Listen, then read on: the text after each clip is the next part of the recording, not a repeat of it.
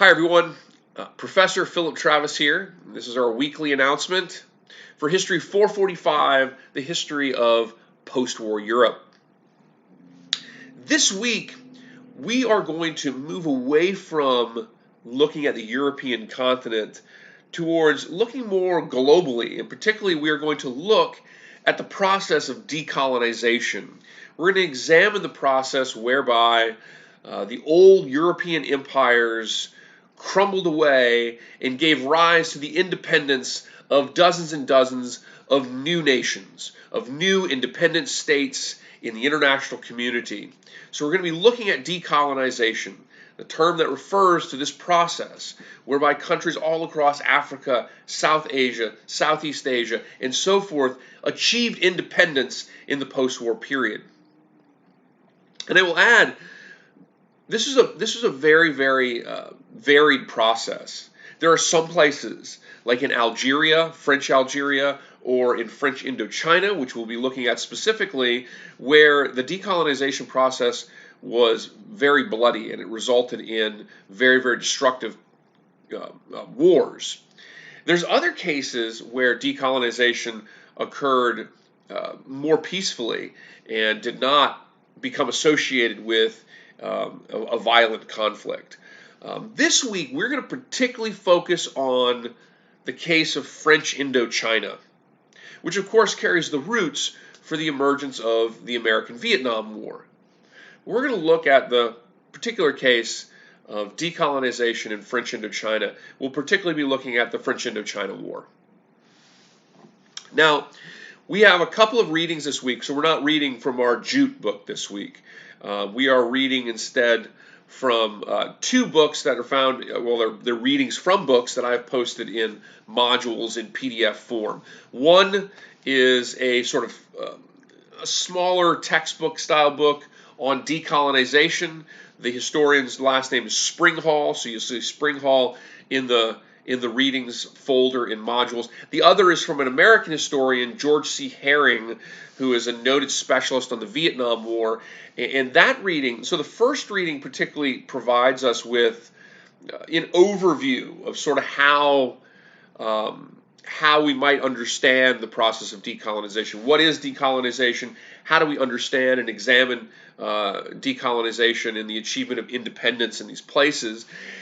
George Herring's reading from a book called America's Longest War, he specializes on the Vietnam War, is a segment from that reading that is exclusively about the French Indochina War. How did the French Indochina War start? How did it develop? How did the situation deteriorate? In what role did the United States play, along with the French and, of course, the Vietnamese, in that conflict?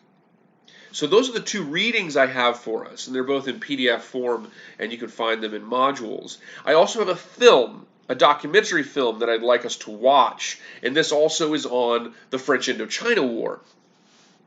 And I think the documentary film will do a good job informing us on not only the nature of this conflict, but also providing us with some Vietnamese perspectives as well as French perspectives on the French Indochina War, which was an incredibly destructive conflict.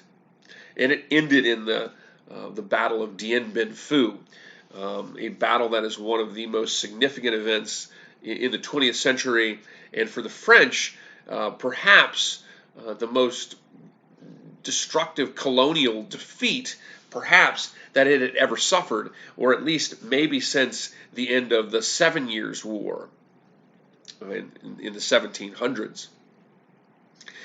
The other assignment we have this week I want everyone to select a paper topic. So you'll see in modules, you'll see a little assignment for paper selection, paper topic selection.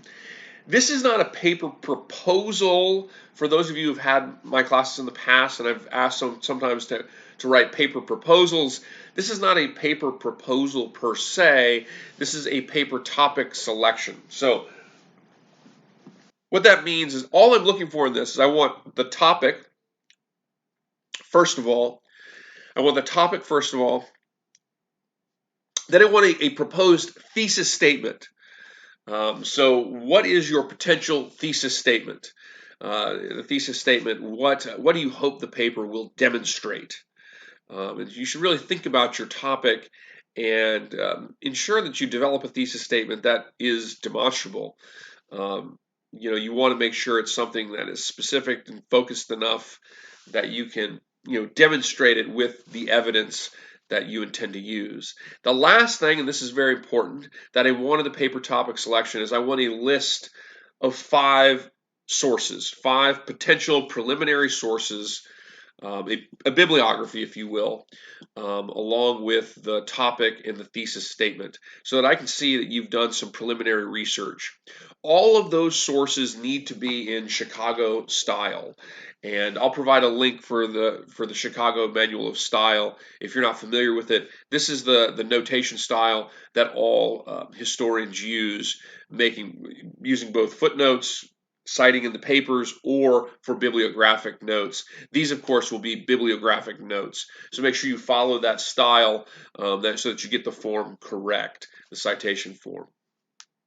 So that's due this week. All right, now to the factoid. Here's the factoid. We're learning about the French Indochina War. We're learning about decolonization this week. We're going to specifically look at French Indochina, the French Indochina War, as sort of a microcosm of one of the cases where decolonization was kind of deteriorated into a destructive conflict. And so we're going to be looking at the French Indochina War. Well, interestingly, the French Indochina War was a conflict that ultimately the United States played a very significant role in, largely because of the development of the Cold War. It's kind of interesting because the changes in the French Indochina War also sort of go along, in the role of the United States, kind of go along with the changes in the Cold War. So when the French Indochina War started in 1946, the United States, the Cold War for the United States was really a European thing primarily.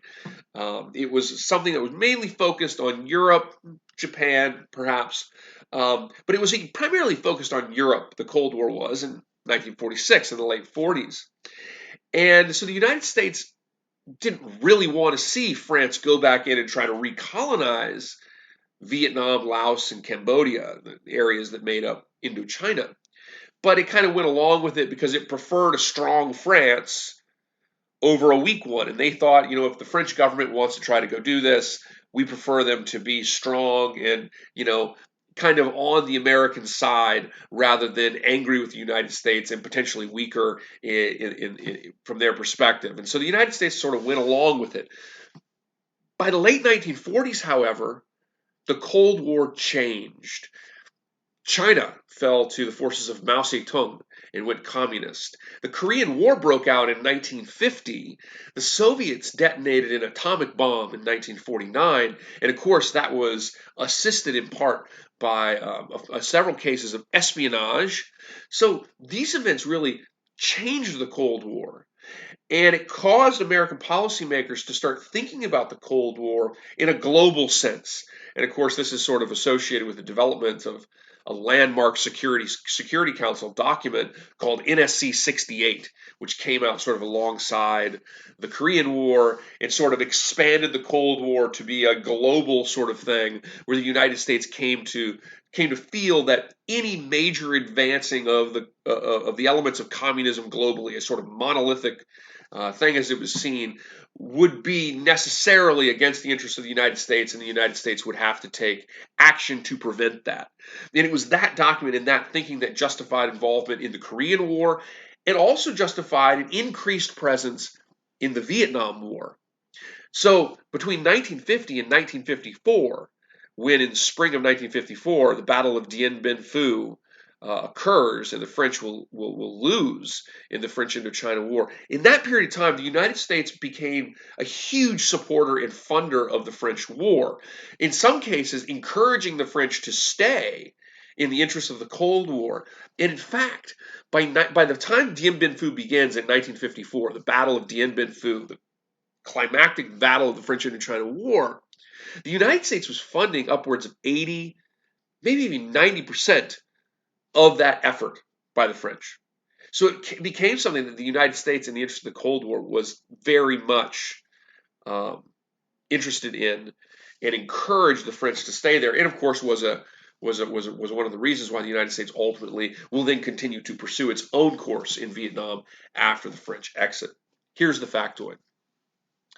During the Battle of Dien Bien Phu, the French garrison in Dien Bien Phu, far out, kind of in the middle of nowhere in the northern areas on the border of Laos and Vietnam, North Vietnam, northern Vietnam, Dien Bien Phu was besieged, surrounded by the Viet Minh, which later we call the Viet Cong, but the Viet Minh, the forces of Vo Nguyen Giap and Ho Chi Minh, of course. As the French garrison was under siege, there were conversations within the U.S. National Security Council to come to the aid of the French, and particularly through a major bombing campaign that the head of the Joint Chiefs of Staff, Arthur Radford, called Operation Vulture. This operation never occurs. The United States did support with some aircraft, but Operation Vulture never occurs. But Operation Vulture was the suggestion by the Joint Chiefs of Staff that the United States should begin a major air campaign against the Viet Minh around Dien Bien Phu to try to defeat them as they besieged the garrison. And it even suggested, and this is kind of the core of the factoid, it even suggested that maybe Operation Vulture would include several small atomic bombs that might be used on Viet Minh positions. So the factoid for this week, Operation Vulture, proposed by the chairman of the Joint Chiefs of Staff, Arthur Radford. It never happened, but it proposed an heavy American air support of the French at the garrison Dien Bien Phu in 1954, and even concluded the possibility of the usage of small tactical atomic bombs. So email me that factoid no later than Wednesday by midnight. Get your bonus point and a test score by the end of the term, and let's have a great week.